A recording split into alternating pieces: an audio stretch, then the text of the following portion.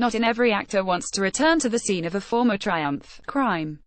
Here are 9 who decided one was enough. Point 1. Keanu Reeves, Speed 2, Cruise Control advertisement. Continue reading below. As the 5th highest grossing film of 1994, a Speed follow-up was a no-brainer for 20th Century Fox. Director Jan de Bont returned, as did breakout star Sandra Bullock, but original headliner Keanu Reeves jumped ship, telling the studio that he wasn't ready to mentally and physically star in another action film after having completed 1996's Chain Reaction. Reeves later revealed to Jimmy Kimmel that, "I read the script and I was like, ugh. It was about a cruise ship and I was thinking, a cruise ship is even slower than a bus, and I was like, I love you guys, but I just can't do it." The movie was a box office bomb, and went on to the worst sequel gong at the 1998 Golden Raspberry Awards. 2. Bill Murray, Charlie's Angels, Full Throttle advertisement. Continue reading below. As the girl's desk-bound boss man, John Bosley, Bill Murray was in winningly deadpan form in the first Charlie's Angels.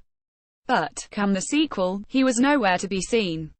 On the original movie, Murray clashed not only with co-star Lucy Liu, but also with its director, MCG, who claims the actor nutted him. To be fair, Murray has always denied this, although in a 2009 interview with The Times, he was quoted as saying that he should be pierced with a lance, not head-butted.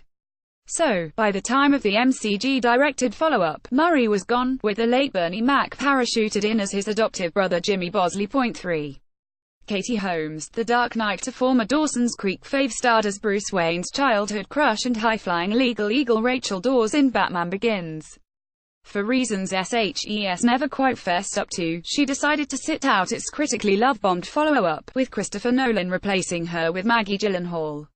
Advertisement. Continue reading below. Advertisement. Continue reading below. It was a decision that I made at that time and it was right for me at that moment, so I don't have any regrets, Holmes told Business Insider in 2016. I think that Maggie did a wonderful job. But I really hope that I get to work with Chris someday. Point 4. Matthew McConaughey, Magic Mike XXL. Audiences swooned at the sight of Matthew McConaughey's washboard abs in the first Magic Mike, but in the years between the first and second film, McConaughey's price tag rose considerably due to his Dallas Buyers Club Oscar win. So, sadly, by the time Magic Mike XXL went into production in 2014, Warner Brothers were no longer able to afford him. Point 5. Crispin Glover, Back to the Future Part 2 advertisement. Continue reading below. Crispin Glover's endearingly oddball turn as Marty McFly's peeping Tom dad is one of the high points of Back to the Future, but sadly there's a whopping great Glover-shaped hole in its 2 follow-ups. Despite Glover clashing with the director over the supposedly materialistic ending of the movie, I said to Robert Zemeckis I thought it was not a good idea for our characters to have a monetary reward, because it basically makes the moral of the film that money equals happiness. He ended up bailing from the sequels because of, well, money. For Back to the Future Part 2, George Roll was cut to the bone, with bit part actor Jeffrey Weissman donning a Glover-molded face mask. Zemeckis also included clips of Glover from the first movie, prompting the actor to sue Universal, claiming it was an infringement of his rights. The case was settled out of court. Advertisement. Continue reading below. Advertisement. Continue reading below. 6. Jodie Foster, Hannibal. Jodie Foster had spent most of the 1990s reassuring fans that, yes, she would indeed be back for any Silence of the Lambs sequel that writer Thomas Harris was cooking up. But Harris' eventual follow-up, Hannibal, proved too rich for Foster's tastes, who declined the offer to return as Clarice Starling, saying the story had betrayed the character. Despite a retooled ending, the book climaxes with Hannibal Lecter and Clarice becoming lovers. Foster couldn't be convinced and Sir Julianne Moore stepped into Clarice's FBI shoes. Point 7. Jim Carrey, Evan Almighty advertisement. Continue reading below. Jim Carrey starred as a down-on-his-luck TV reporter who is given godlike powers by God himself in the 2003 comedy Bruce Almighty. But Carrey, who said he's not a big fan of doing the same character twice, opted out of the planned sequel, and so the script was reworked to promote first movie supporting actor Steve Carell to top billing in the renamed Evan Almighty. 8. Will Smith, Independence Day, Resurgence advertisement. Continue reading below. Advertisement. Continue reading below. When Roland Emmerich's 2 decades later Independence Day sequel landed in 2016, all the main players bar 2 were present and correct.